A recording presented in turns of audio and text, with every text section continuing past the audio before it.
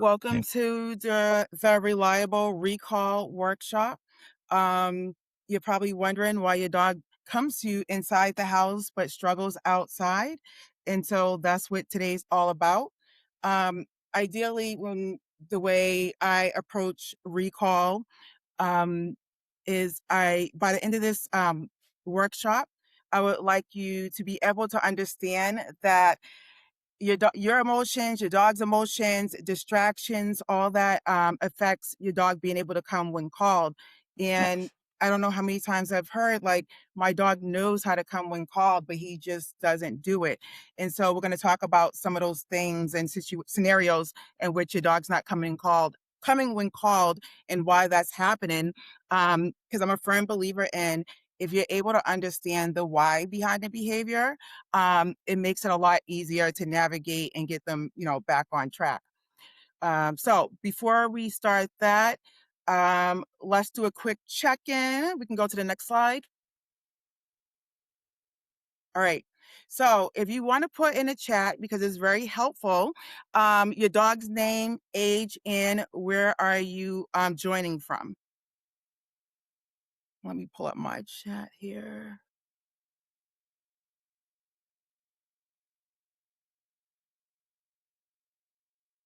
All right. So if you can type that, give you a second to type that in the chat if you're able to. If not, no worries. Okay. All right. So essentially, when we talk about age and location, just to throw an additional tip out there, the reason why I ask about age is because depending on your dog's age, trying to get them to come back to you can start to become a little bit challenging. So if you have a teenager dog between the ages of like 1 year to 3 years old, you may find some of the things you're asking your dog to do challenging. Um, Same thing with a puppy. It may be challenging just because they're young and they just don't know. When it comes to location, believe it or not, this is one of the things that you may not know as a dog owner, is that location and weather is definitely going to affect your dog's recall. So if you talk about, I'm over here in New England, but sometimes it's rainy, sometimes it's hot. All that affects your dog's listening. And if you think about it, we're no good either on a really hot day for us like focus and stuff if we are too hot and we can't concentrate. Your dog is no different either. So Coco is 10 years old Shiba, and we have Fanny, a 7-year-old Jindu mix located in Anaheim, California. Okay. And then we have Sherry with Riley in Canada, both females. Okay. So put in the chat, you're from Sherry is from Canada and Marie is from California. What is the weather like now? What is it like today?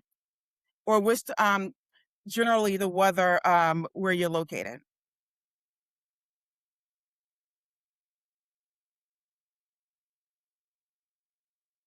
I'll give you a second to do that. And while you do that, we'll move on to the next slide. And then once you put it in there, I can take a peek. Okay. And Diane has a 6-month-old. So you're at the beginning of the teenage stage, Diane. Okay. All right. So we can move on to the next slide. Okay. So now that we talked just a little bit about recall, everyone should have received a workbook in their email. If not, no worries. You can just write it down on a piece of paper, or if you have good memory, you can remember it. Um, Looking at this scale here at this current time, how is your dog's recall? Is it great? When you call them, is it pretty good most of the time? Sometimes a hit or miss. Inside only they come to you, or is it like my dog? What is recall? I don't know what that is. So type the number in the chat that best describe where your dog is right now at recall. And this also gives me good insight when we start to, you know, move forward in the workshop, how to tailor it to your dog's age and where you are with recall. So 7 and 3 years old, okay. Sunshine, 6 months, West Columbia, South Carolina, okay. And if you guys want to throw numbers 1 through 5 in the chat to let me know where your dog is with coming when called. Okay. Marcella said a 3, sometimes a hit or miss. That is honestly, that's like, one of the top answers, 3 and 4 about the average. As long as exactly, and that's why you're here today to talk about the distractions. Because yes, your dog can come and call, but add distractions to the mix, and it's right out the window. But yes, 3s, a lot of 3s. Like I said, 3 and 4s are the most common answer, and you are not. um, yep, Coco. Let's see, did I miss something? Coco 3, Fanny 4. Okay. Okay.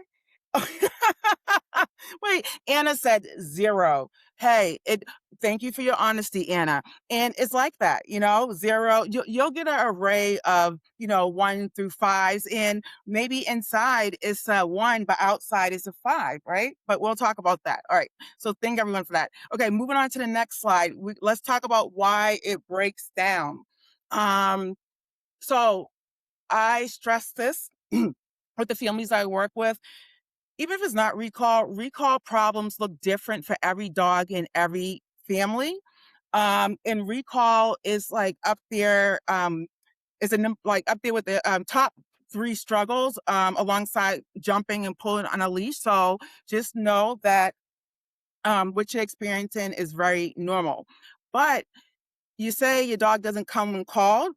As a trainer, I'm gonna challenge you to think deeper than that, right?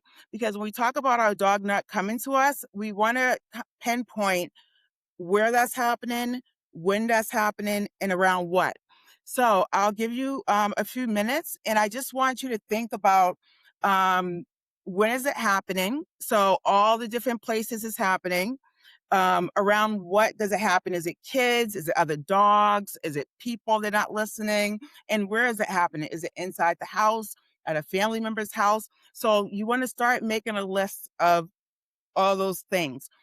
So you're not just identifying like, oh, my dog's not coming called. When is it happening? I can grab my, where is my water? Give me a second.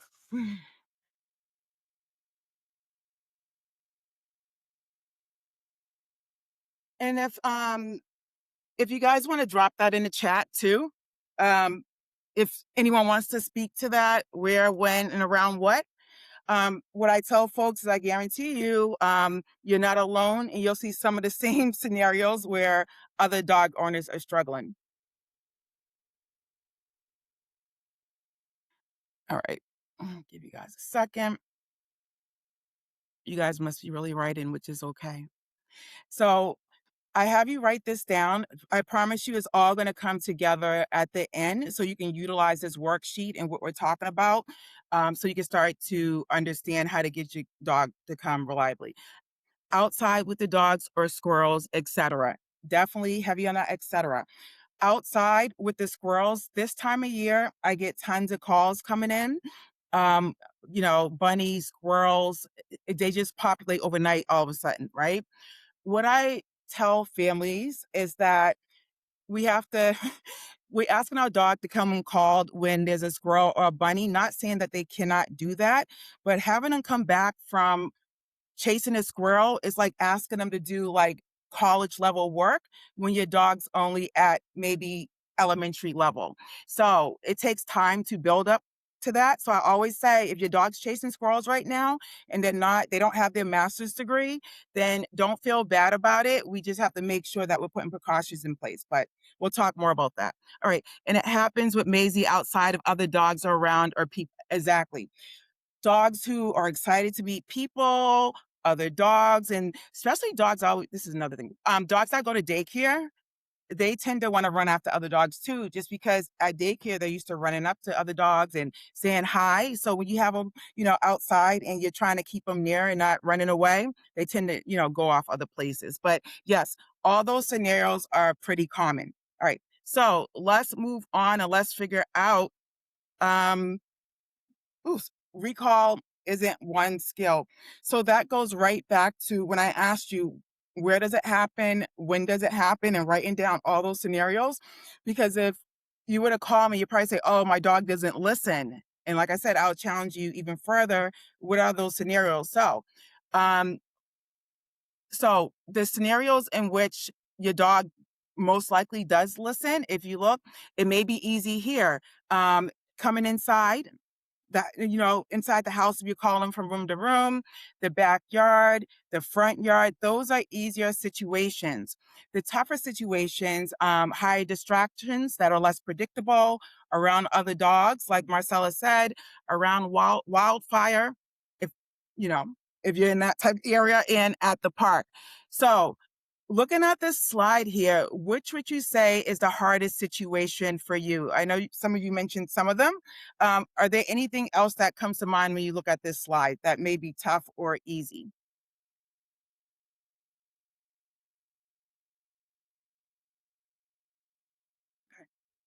All right. And while you guys think about that, like I said, you can always just pop it in the chat. We'll move on to the next slide. Okay. Inside, outside. Okay. Around other dogs. That's what Marie said. Absolutely. That's a common one where they're just like, I don't care what you're saying. All right. So let's talk about inside versus outside. Um, the same cue has different results. You're probably saying, I do ask my dog to come, I do give them a treat, but they're not coming. So inside is usually easier because things are not as interesting. They know the people in their house, the smells, the routine. So it's just easier for your dog to succeed because they know what's expected, right? So, say your dogs come in when called inside the house 80% of the time. Where I find most families struggle, as soon as you walk out the door, it's like all the listening goes out the window and everything's harder. So, you have to think about it this way. When you're going outside and you ask your dog to come to you, you're competing against the environment. And a lot of times we don't have the proper treats or tools to compete with the environment. So, that's why a lot of the time your dog's not coming when called, because the people are unpredictable, dogs, wildlife, smells, all that's going to make it harder for your dog to come to you. All right. So, our job, like it says, is to help them succeed while they're outside. All right. So, we'll move on to the next slide. Okay. My favorite one. What motivates your dog? Um, so a lot of times what I'll hear is like, are we going to use treats all the time for training, or what else can we use? So I challenge you to think of it this way. You're going to use whatever works for your dogs. I had one dog that just wasn't treat motivated I was working with. And the mom, I was like, well, what does he like to do? And she was like, well, he likes his tennis ball. He likes playing fetch and things like that. And so you want to use whatever it is that motivates them. Some dogs like affection, like praise. Some dogs do like treats, but they maybe like a certain kind. So even on a worksheet that you have, you can definitely start listing all the things that your dog loves, because we're going to get to the order of that in a little bit. But that's something that's going to help you, so that recall becomes getting your dog back becomes easier. All right, so we'll move on to the next slide. All right, finding your dog's paycheck. I always say, and people laugh, no one likes to work for free, even your dog, right? And depending on how much we get paid, it depends on how hard we're going to work, right? So you have to think to yourself, I'm asking my dog to come to me. Am I paying him enough? And that's when we go back to the list I just asked you to make. So in dog training world, there's high value treats, which means that is worth working for. Then you have low value treats, right? That means that they work, but the dog could care, it's whatever about it, right? What I talk to families about is anything that's low value for your dog. You want to use that inside where it's easier for them to come to you, because you don't need to pay them as much to come inside. You're asking them to come to you inside the house. Um, and again, it can be play, it can be different types of treats and things like that. But inside the house, you definitely can use the lower value. When we talk about going outside with distractions, you have to think to yourself, okay, we're going outside. What is it that's going to work best for my dog? And if you're saying, well, nothing's really worked, Pam, I tried everything. You start with what you have. So if you know something works 60% and you need to get something that works better later, you're going to start with whatever you have now. So whatever you have in your house today, you're going to start with that. And that's what you're going to use outside. Why? Because outside, you're competing against distractions. And if you have something that's enticing for your dog, they'll be more than likely to come back to you. I compare it to, I always tell folks, if I asked you to do a job for me, and at the end of it, I was like, I'm going to give you a bunch of saltine crackers and you're going to work 8 hours or 40 hours this week. You're going to be like, yeah, okay, maybe you'll do it, but you're not going to work as hard, or maybe you just won't listen to what I have to say. But if I told you I was going to give you a big juicy steak or 3-day vacation, you probably would go above and beyond. Matter of fact, you might even come back to me and ask me questions and just stick by me because you're so excited about what I'm going to give you. Your dog is no different. And so, like I tell folks, if you have to think about it one way before leaving the house, what is it that my dog's going to respond to most of the time? Um, so let's move on to the next slide and let's talk about treats, right? And so the next thing I'll get after, we're talking about recall is, do I have to use treats forever? What I tell folks is, we have to use something to help our dogs understand what we're asking of them. If we don't give them anything, back again, no one's going to work for free. So they just won't do anything, or they won't understand or want to continue to do it. So we use treats, or like I said, if you're not using treats, we use whatever you're going to use to get them to come back to you in the beginning. But then over time, what we're going to do is fade that out. So that you're not using treats or a ball or play and such over time. So I just want to know in the chat right now, what have you tried to use to get your dog to come back to you? Whether it's a certain sound you make, whether it's a certain type of treat, or whether you're just like, I don't know, my dog's not listening at all. So I'll just give you a second to put that in the chat.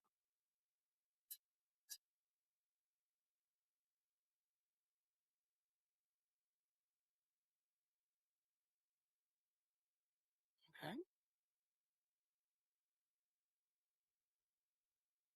good. So if you do have something, again, pop it in the chat. We'll move on to the next slide. Okay. Let's get down to it. The 10-second recall practice. Okay. So, when we're talking about practice and recall, or any type of training you're doing with your dog, let's just throw that out there. You don't want to get off this work. You don't want to end this workshop. I'm like, okay, let's go to the park and practice it. Remember back when I was saying everything's easier inside? You want to start inside, whether that's going to be in the house, in your backyard, or in the garage, but it's quieter. So anywhere where it's quieter inside a house or a quiet place, relatively, you're going to start there because it's going to be easier for your dog to listen to you. And you have to think of it this way: you're almost preparing your dog for the grand finale. So you're going to warm them up in the house. So one of the things that I focus on working with families, a lot of times training doesn't stick, or, it falls apart after the trainer leaves, or, whatever the situation it may be, it can fall apart for various reasons. I try to make um, practicing realistic, which means that whatever I have you do, I want you to be able to do it for the rest of your life. And so a lot of times, if you've trained with me, and Marcella can attest to this, I will ask you, what is your schedule from, Monday through Friday? Because I want to try to insert things into your actual routine so that it makes sense. So one of the things I talk about is your dog's relaxing, doing nothing, and maybe you're walking around, getting stuff together in the house. I'm a big advocate of keeping a little treat bowl up high if your dog can't reach it, or just like in your pockets, and randomly just call your dog to you and just give them a treat when they come to you. And that way you're getting housework done, but you're focused on practicing your dog's recall. Same thing, your dog's in another room. I know a lot of folks are working from home. So say there's multiple folks working from home, or say the dog's in the room with the kids. Same thing. Take a few treats and call your dog to you and just give them, work on it that way. Um, my favorite is your dog sniffing in the backyard. So why is it my favorite? Because a lot of times before we go out into the real world, we want to make sure our dog can focus out in the real world. Like I said, inside your house is easy, but the next step is in your backyard, because yes, you're outside, but you're at your house. There's birds out there, there's smells. So your dog's definitely going to be distracted. If there isn't any distraction, you can toss treats in the grass to have your so your dog can become distracted. So now that it's going to be nicer out, maybe you're having company over, or maybe you're just hanging in the backyard. When your dog's just sniffing around, practice calling them to you and then giving them a treat. And so these are the different ways. It can be 10 seconds or less that you can incorporate recall into your daily routine. These are just examples, but I always encourage folks, go through your schedule and see what works best for you. Ideally, in training or practicing, dogs only need 5 minutes at a time or less. Any amount of time is better than none. Okay. So moving on to the next slide. Okay. So again, I talked about the different how to practice the recall where you won't have any issues first leading up to outside. So this is a little diagram on a success path. Like I said, again, you're going to start off at home and you're probably asking, so when do I move outside? When your dog's responding to you, say 70 or 80% of the time or whatever you're satisfied with, then you can move into the backyard. Same thing, you're going to practice the recall out there. And when there's 70, 80% out there, you're going to move into the front yard and do the same exact thing. Of course, with the on leash, you can use a long line. And then once you do the front yard, you can go to a quiet park and then a busy park and then real life. Again, the issue comes in, most people will try to go from the house straight to real life. And that's too big of a jump for your dog because they haven't practiced in any other situations in between. And so in the chat, if you want to write, where have you attempted to practice recall? And is this an aha moment for you? Because a lot of times it is. So I'll have you drop that in the chat. And Marie said they love frozen green beans, and I love them because they're cheap. Exactly. Well, yes. Yes. I had a dog that liked peppers, which is completely fine, blueberries, apples, carrots.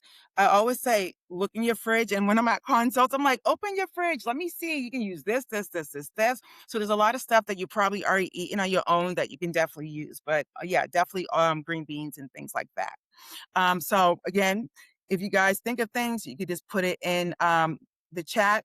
But the down for Paws truth, like I said, your dog didn't forget recall. The environment just changed. So if you're outside, you're like, man, my dog's like, I don't know what's going on. Just remember in this workshop, the environment probably changed and you want to adapt accordingly. A lot of times I'll say, just like you have a baby bag when you go outside, I have a doggy bag in the back of my car. I always say, get a little Ziploc bag full of checks. Not Chex Mix, but things that your dog enjoys. You want a little of the high value treat, low value, something in between. Just like I said, if your dog didn't forget recall, the environment changed. So that if your environment changes while you're out and your dog's not listening, you're like, you know what? Let me go ahead and get that salmon treat because my dog's not listening. I remember Miss Pam said the environment changed. Okay. But definitely, once again, you're not going to go to the house, to the Boston Common for those who are in, know about it. Or that's too big of a jump again. All right. So moving on. Okay. Um, the 4 things to look at every single time. Okay. If you follow me on any of the social media sites, I have the 5 rules of recall, and this is pretty much what it is. If you don't have it, you definitely can grab a free copy. But you're probably thinking, okay, Pam, I tried somewhat of what you're saying, but I don't know, it's still not working. So what I can tell you is timing is going to be key. You don't want to call your dog if they're already distracted. So, for example, if they're already in the midst of chasing a squirrel, chasing a dog, what are the chances that your dog is going to come to you? They're not. So, you don't want to chase them at that time. You want to wait till they stop running, wait till they stop what they're doing. If they're sniffing along, wait till their head comes up, and then you want to call them to you because they'll be more likely to come to you because they're not busy when they're taking that 20-second break or 5-second break. And so a lot of times I turn it into a game, especially in the backyard. You're going to toss the treats out, let your dog sniff. And the easy way to start practicing with distractions is letting your dog sniff. And the minute they look up, you're going to hold out the treat and call them to you. And the other thing, using the treats in your house all the time, your dog definitely be more likely to come to you. A lot of times we'll start off using treats and then we'll kind of fade it out and the dog's like, it's not worth it. You just want to start using the treats again. Um, Down to rewards. Is the reward good enough to come back from that? it goes back to what I was saying, the change in the environment. If your dog's not coming to you, look at what you're using. Is it good enough to come? If not, start rotating through things and figure out what's going to be good enough for the environment in which you're asking your dog to come to you from. Distance, same thing. A lot of times, I'm guilty too. We'll be like 100 feet away and our dog's playing in an enclosed area and we're calling their name. They're less likely to come when they're further away. So you don't want to keep on calling their name over and over and over, because if they're not listening to you the first and second time, they're probably not going to listen. So you call their name once. And then if they're not coming, that's when I start walking towards them. And once you get to a distance where you think they'll come to you, that's when you want to call them back to you. So distance definitely plays a role in it. And again, the last one, environment, we talked about that. Um, what else is going on around you? Are there dogs? Are there wildlife? Sometimes there are smells or sounds that your dog hears or smells, but you don't see. So these things will definitely set you up for success if you start practicing recall and you're like, what's going on here? You just want to work your way through that. Okay, next slide. All right. Again, we talked about timing. The earlier you call your dog, the better it works. I know I just went through how to call your dog, waiting for them to they had to come up. Say you're taking your dog for a walk, but you know that when you turn the corner, that's an area where your dog may try to run away or things like that. If we know there's certain locations or certain things that trigger your dog to kind of run away and not listen to you, you want to call them back to you before that happens, because you'll be more successful before they get over threshold or before they get to a point where they're not listening. So you always want to try to set your dog up for success. All right, moving on.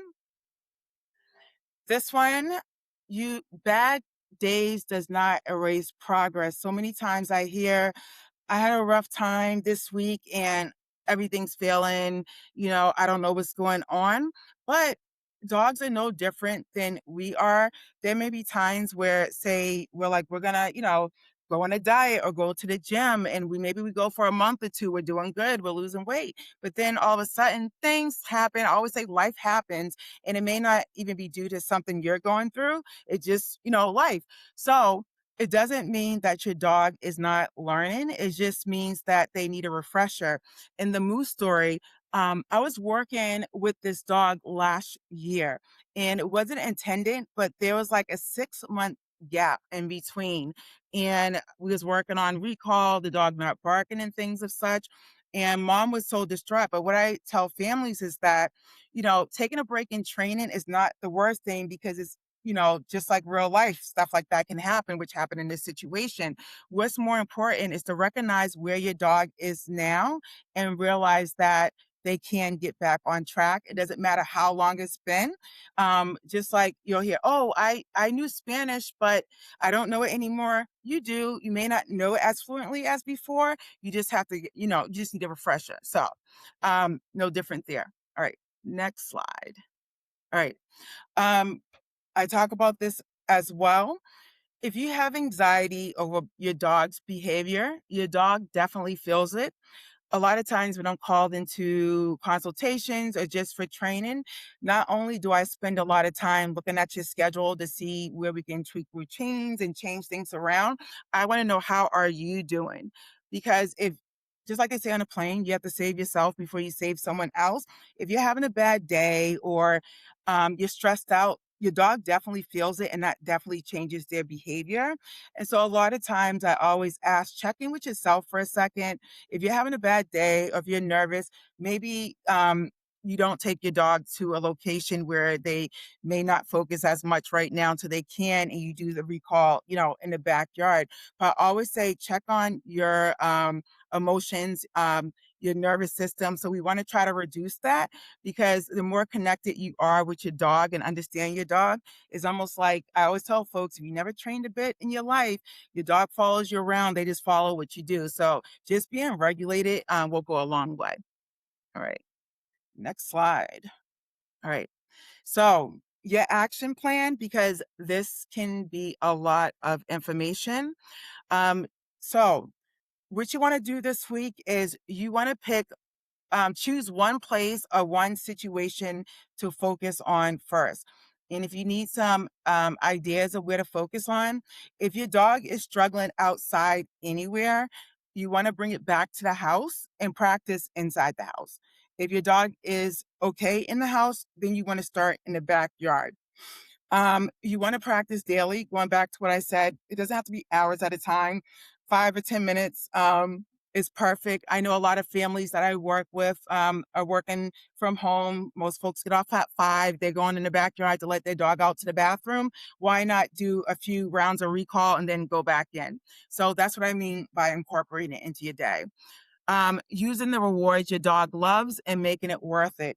One of the struggles I find that families have is, yes, we know the right rewards we need, but then we're like scrambling when we need it. So again, one of the things I do is I keep treats all around my house. I have some in the living room. I have some in my bedroom drawer so that I'm never left without a treat. But it's not the worst if you don't have a treat, you just want to make a big deal out of it. The point being is you want to put them all around the house so you're never left without. Sometimes I just put them in my pocket. And so the last one, you want to track the progress and celebrate the wins, big and small. A lot of times we're looking for the final result, but we're forgetting all the progress our dog is having in between. So you definitely want to tell your dog that they're doing a good job before trying to wait for the end result. All right. Next slide. All right. So thank you for being here, but I do want to open the remainder of the next 10 minutes up for any questions that you have about recall or questions in general. You can either come off mute or you can type it in the chat. So I'll give you guys a second for that if anyone has any questions. Yeah, absolutely. Yes, I do provide online training. I can train recall, loose leash walking. COVID definitely put that in place. So if you're interested in online training, you can go to the website and there is a form. It says intro call, but you just want to fill that out and I can send you an email and we can chat about how that would look for you. So definitely I do provide the online training. And thank everyone for joining this evening, and I will see you guys around.